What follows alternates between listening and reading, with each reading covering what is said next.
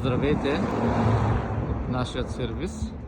Едно интересно клипче, доста поучително искаме да ви покажем за резервните части, някои от тях, и за това, че Aftermarket части, които са доста разпространени на пазара, доста от тях фирмите всъщност, които произвеждат оригинални части, всъщност се продават и с абсолютно същите части, но като Aftermarket такива.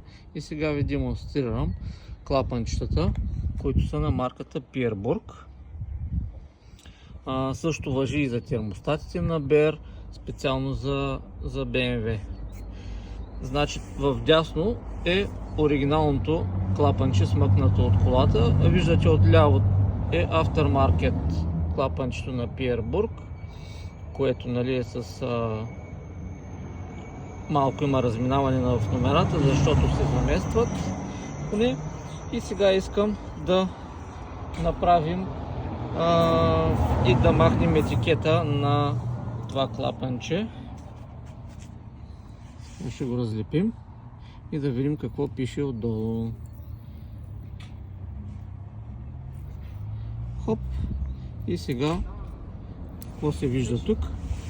Двете клапанчета са с абсолютно идентични, с тази разлика, че емблемата на BMW на Aftermarket клапанчето е изтрита.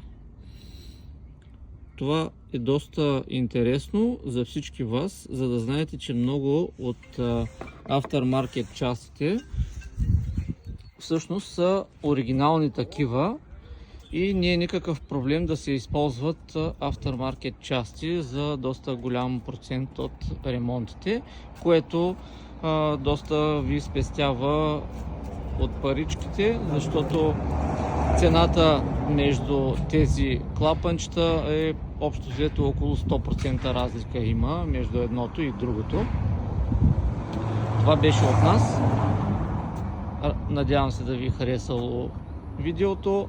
Може да го споделите, да харесате страницата и ако имате някакви въпроси, звънкайте. Чао, чао!